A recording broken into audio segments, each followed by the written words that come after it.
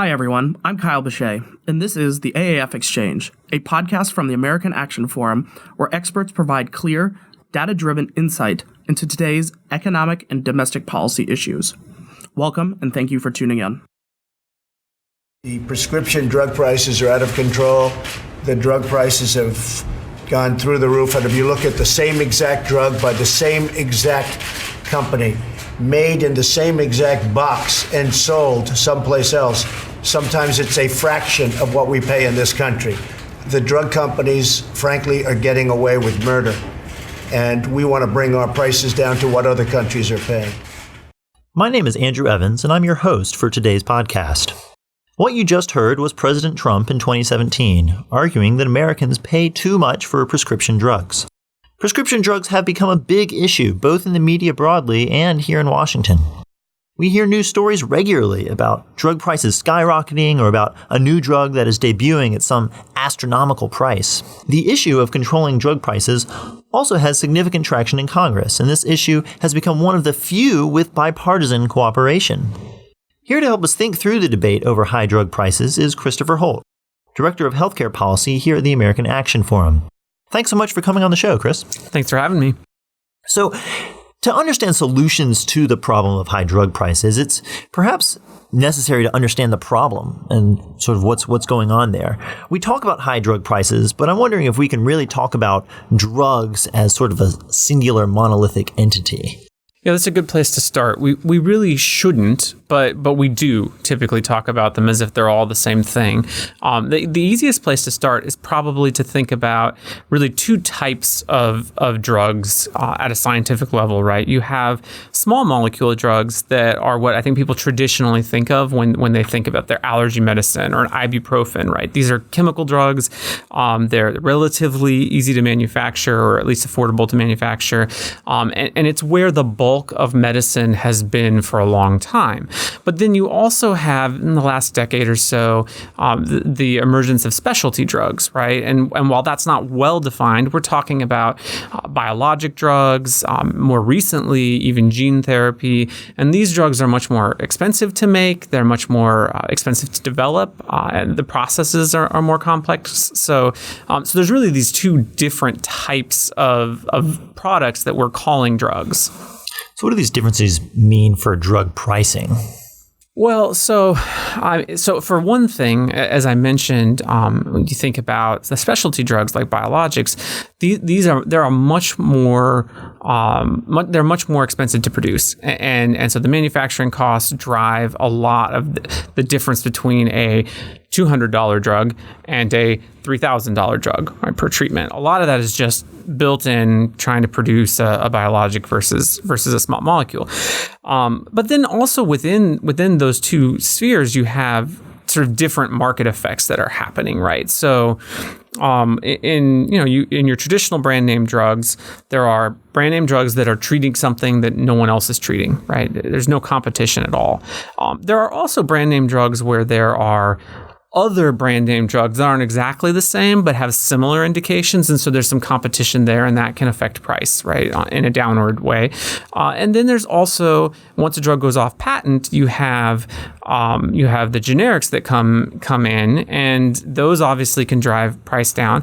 But then you also have scenarios where there's a lot of generics and there's a lot of competition and the prices get lower and lower, and eventually it doesn't become very profitable to even make generics anymore, and you end up with one manufacturer that's making a generic, and we call that a single source generic.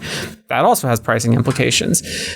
In the biologic space, we're just now starting to see really the emergence of biosimilars, which are comparatively generics. They're still distinct, but they're sort of like the generic equivalent for a biologic.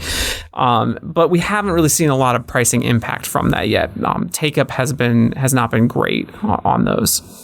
So I'm sensing a couple different factors here that, just based on what you were saying, that can affect pricing. So you talk about manufacturing costs and how these new specialty drugs cost an awful lot. There are a lot of competition effects, whether there's a generic available or things like that. Are there other factors that affect pricing? Yeah, so federal policies can affect pricing. Many years ago, we implemented Medicaid best price. And basically what that said was whatever the cheapest price that you sell your drug for to anyone, that's what you have to sell it to Medicaid for. And that had unintended consequences because obviously I'm going to think twice about how low I price my drug for someone. And additionally, it also had, it kind of killed charity care, right? Drug manufacturers weren't donating drugs anymore because in theory, that was Medicaid best price. The federal government came along and said, well, we didn't mean to get rid of that, so we'll create this 340B drug program and try to force manufacturers to continue to provide some level of charity care.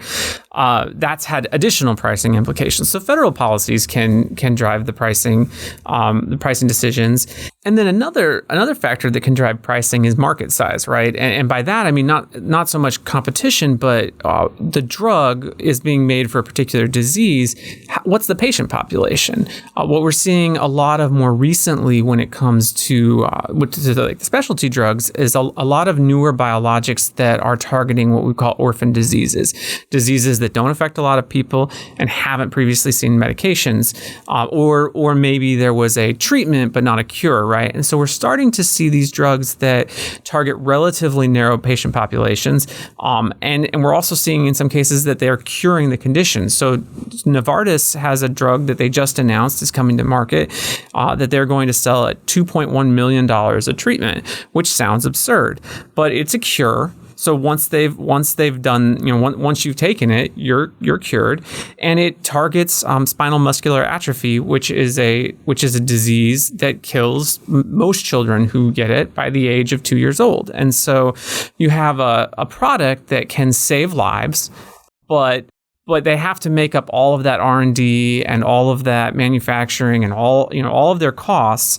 in that initial sale. And it's only, I think, about 300 kids a year that it would impact. So that's really interesting. So it seems like there's a tension here that on the one hand, we have these new drugs that cure diseases that would otherwise kill children before they turn 2, for example, with this Novartis drug that you're talking about. On the other hand, it seems like pricing it in that way could lock certain people out from having access to the drug, right? So it seems like maybe they're charging more than they need to in order to have maximum access to these drugs. Are they making more than they should fairly? Yeah, I mean, that's an interesting debate that's taking place here in DC right now. I think there's definitely a sense among the public and among policymakers that drug manufacturers are getting more than a fair rate of return for their medications. You hear a lot in policy solutions about, well, we'll guarantee a fair rate of return, but what that means isn't clearly defined. I think one of the things that is missed there is just how risky drug development is, and so it's not just a matter of making back the R&D costs, right? It's a matter of making enough money back to justify the risk to investors to get the capital up front.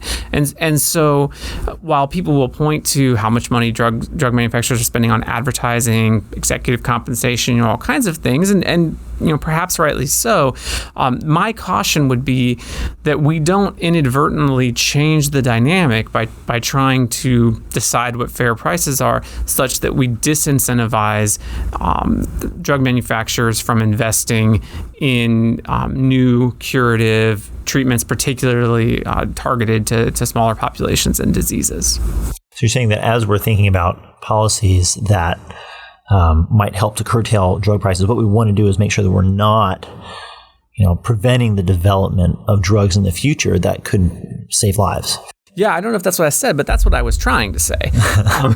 So, we're moving towards solutions, which I want to spend a good amount of time thinking about. But could you just outline for us at this point what are sort of the problem areas in drug pricing as you see it right now in the United States market? Yeah, I don't think that problem is necessarily the word I would use. Okay. But challenges. There are challenges. Drug prices are going up. That's not in dispute. How much they're going up, what's driving that the numbers are all over the place. But I think two areas that are really driving this conversation right now is what we've talked about for a while now, which is the biologics and these specialty drugs aimed at narrow populations. Sometimes they're curative, so they can't make back their money over a lifetime of maintenance, right?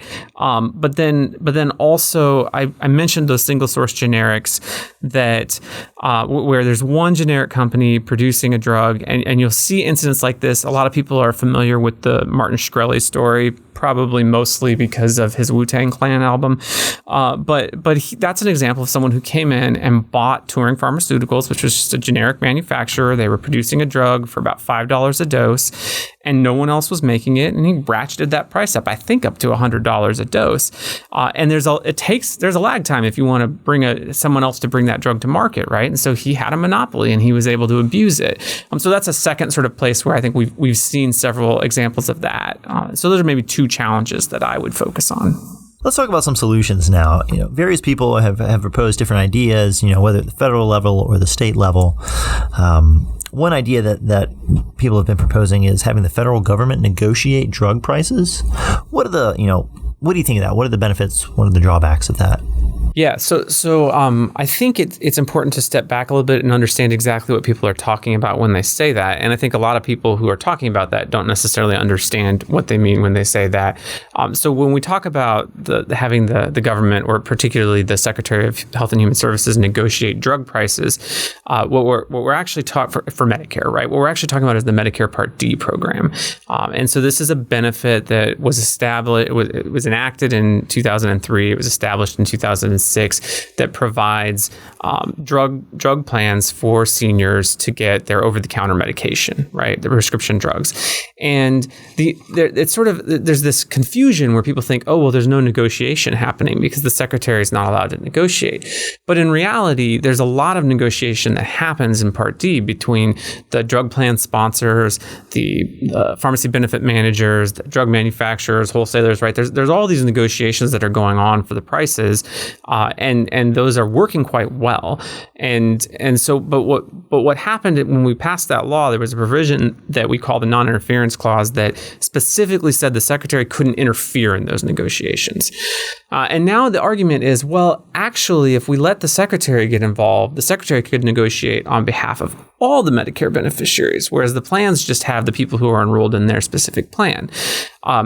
The problem with that is that for the secretary to do that and to have any actual leverage, the secretary would have to be able to say no to drugs. The secretary would have to be able to say, well, if you don't give me this rate, I'm going to put a different drug in my preferred tier 1 space, and I'm going to charge more for your drug. I'm going to charge my beneficiaries more when they buy this drug, and that happens in the Part D plans right now. But there are about 23 plans in every rating area for beneficiaries to choose between. So if a plan doesn't have the drug that you want on a good tier, or doesn't have it at all, you can sign up for a different plan. But for the secretary to do that, we would just have one plan, one formulary.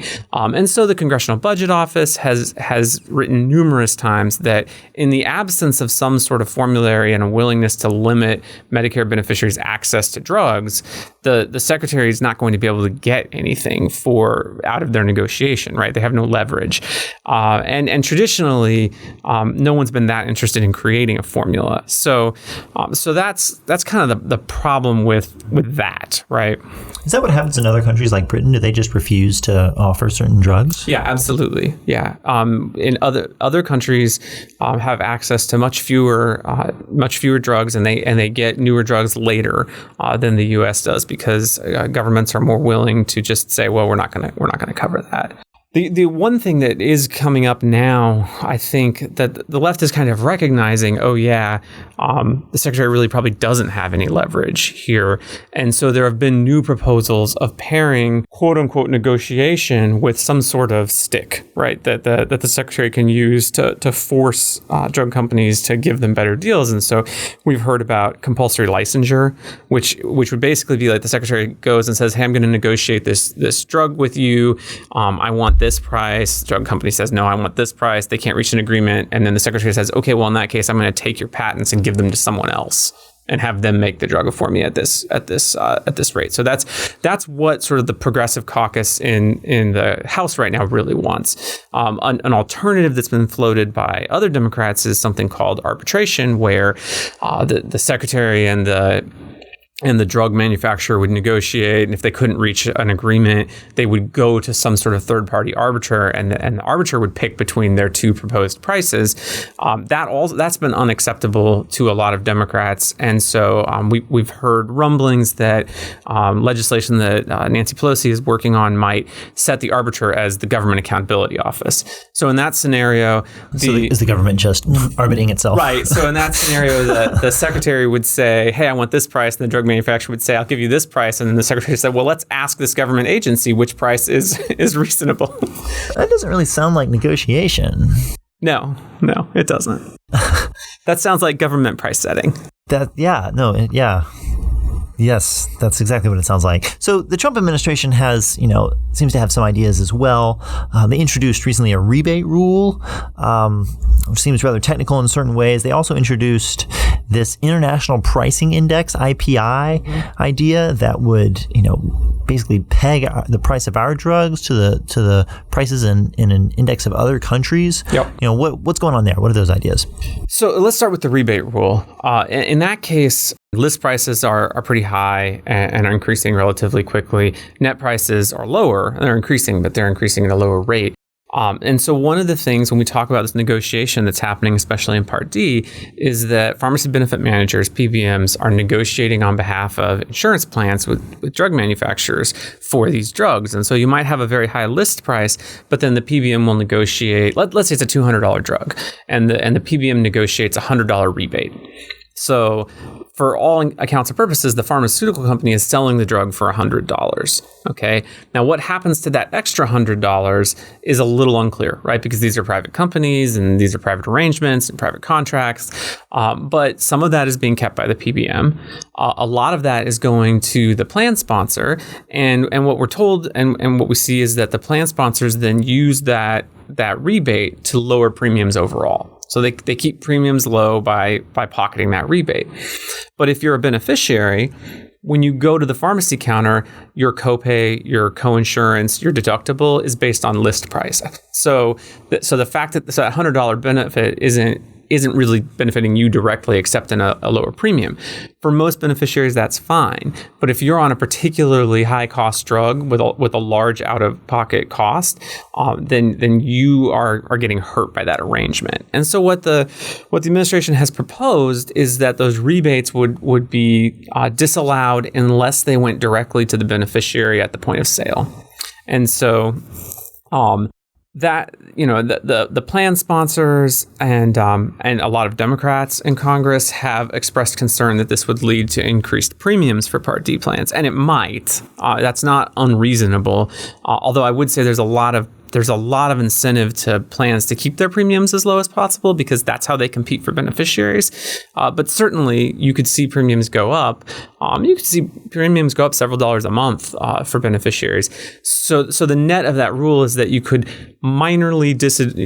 you could increase premiums for a lot of people a little bit, and you could dramatically bring down out-of-pocket costs for a few people a lot, which is kind of what insurance is supposed to do. So.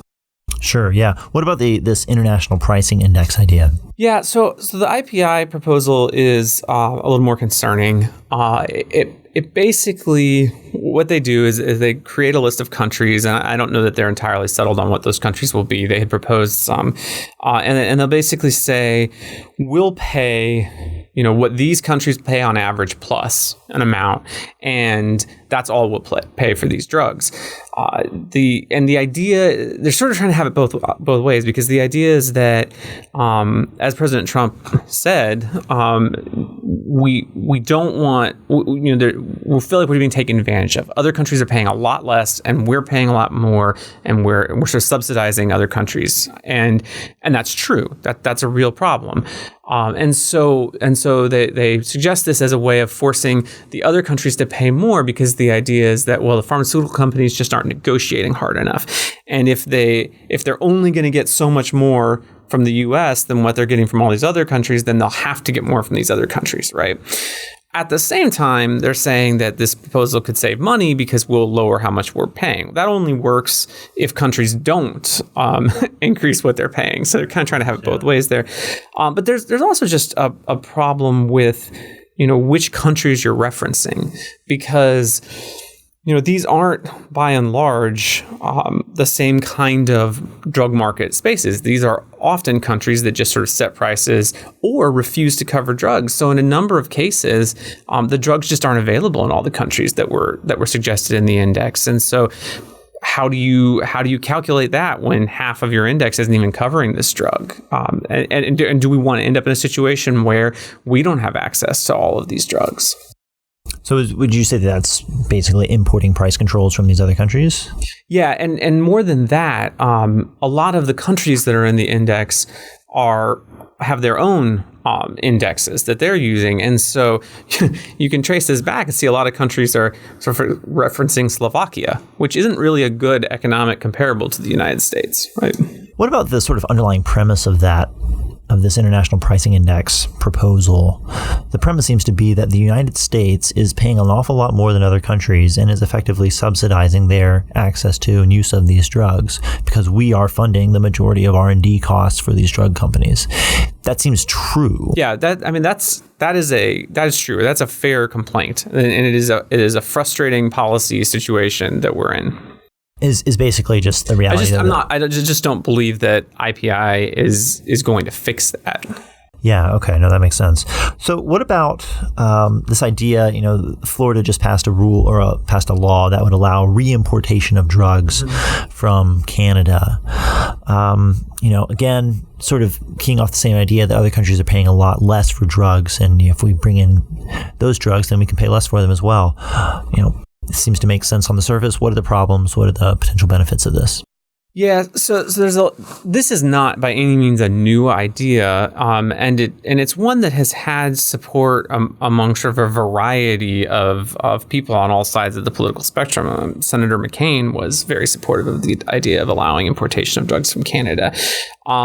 Traditionally, the concern has been one of safety, because once a drug leaves the U.S. supply chain, its safety can no longer be assured by FDA. And so there's always been some concern about, like, what are the drugs that are coming back actually the drugs that they say they are, what's happened to them in the meantime, that kind of thing.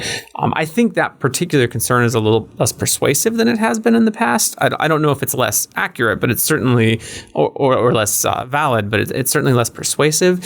I think the other issue, though, is simply that it's not clear that it will work, because what we're operating on the assumption is that there's an unlimited supply of drugs in Canada such that they can provide for all of their need and sell drugs back to us at their prices.